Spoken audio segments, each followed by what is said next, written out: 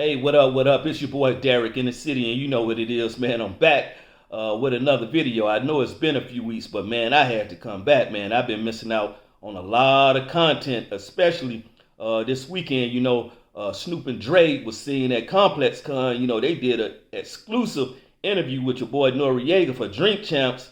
And you know what I'm saying? They out here on their media run. You know what I'm saying? They trying to promote their new album that's coming out next month on December the 13th. It's called Missionary. They was there promoting a lot of other different products too. Like, Snoop and Dre got a new drink out right now called Gin and Juice.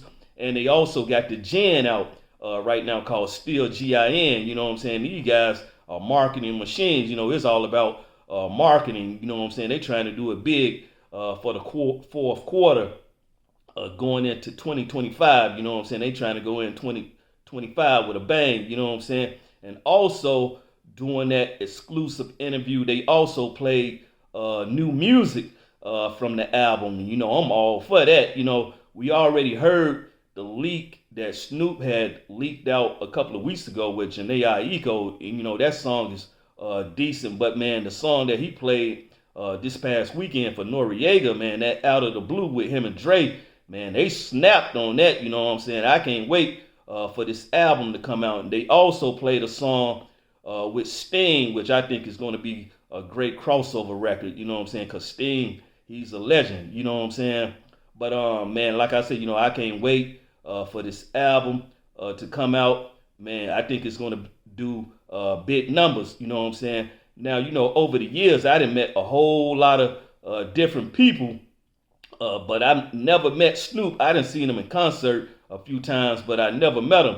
But I have met Dr. Dre once, and I want to tell you guys this little funny story about that. So back in '95, I moved to the city of Chicago, right? And during this time, me and my cousin used to go to this nightclub called The Click. And the following year, in '96, man, the Click was the hottest club in the city, you know what I'm saying?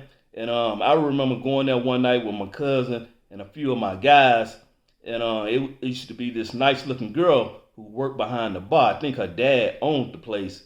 And I tried to tell her, you know what I'm saying, I'm new in town. I'm trying to get my music played. Because at this time I was trying to rap myself. And she was like, baby, we don't break songs. But she said, I can put you in tune with the lady who's in charge of our entertainment department. So I was like, oh, okay, cool. So she said, take down this number. And she said, man, you can hit up during the week because she be having meetings. So one day I end up calling the lady and I called her at the club and she was like, look, I'm about to wrap up a meeting right now. She said, if you can catch me before I leave the club, she said, I'll sit down and rap with you and see what you got going on. So I ended up meeting up with her and, I played her these few songs that I had that was produced by Chicago legend Soundmaster T.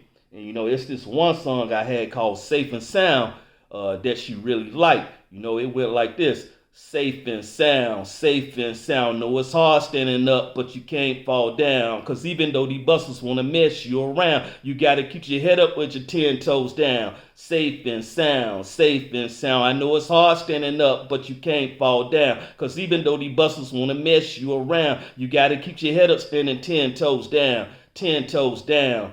And she liked that song, and she was like, man, you got potential.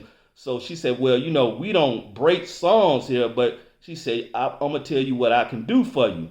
She said, look, don't nobody know this. She said, Dr. Dre is going to be here this Saturday to promote his new label. He just left Death Row, and, he about to come out with a new label called Aftermath. And I was like, word? She was like, yeah. So she was like, I'm going to put you on this list because she said this is a private event. She said it's just going to be industry people here at this event. It's not open to the public.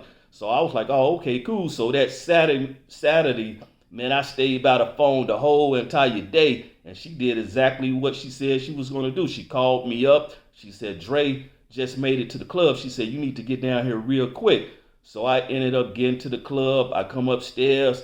Everybody is sitting around the bar, networking, talking. And she saw me. She said, let's go upstairs real quick before Dre come down because him and his crew, they about to watch the Tyson fight before he come downstairs. So this is the night Tyson fought Holyfield the first time, not this rematch when he bit his ear.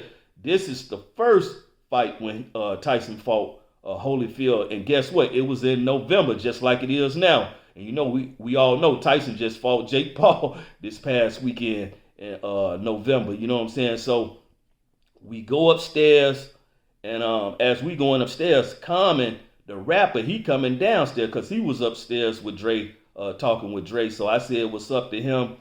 Me and the lady, we go upstairs, and I remember as soon as we made it to the room, it was this big screen TV on the wall, and it was these two long black sofas going parallel to the TV, and there was a long table in the middle where they had all bottles and food and everything for Dre and his people, and then it was this this chair at the top, you know what I'm saying, facing the TV, and Dre, he seen us standing like in the doorway, so he come over there, he do this thing like my uncle do, he had his hand over his mouth, he was like, "Hey, what's up, like, what's up, homeboy?"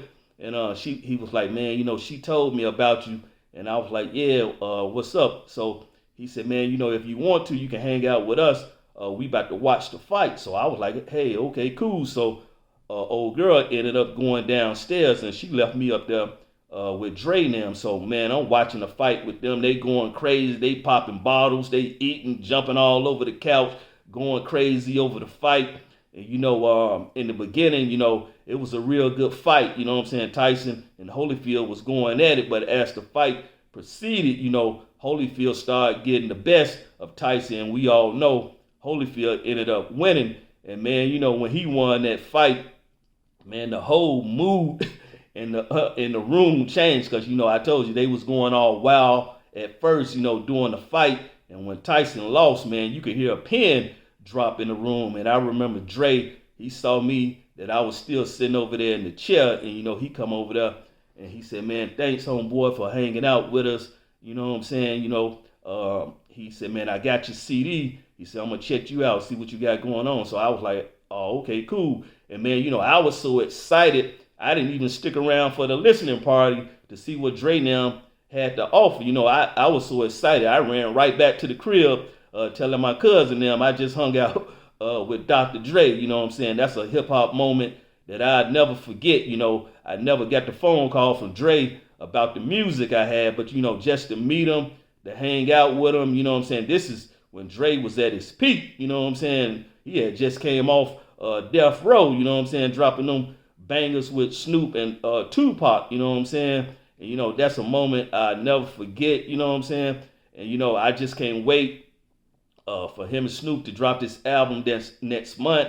Like I said, you know, it's called Missionary. It's dropping December the 13th. And like I said, man, this is an album I can't wait to check out. But yeah, you know, I just wanted to share that story with you guys. I got plenty more hip hop stories to share with you, but I had to share that story with you guys. But yeah, that's it for me. Until next time, it's your boy Derek in the City saying peace.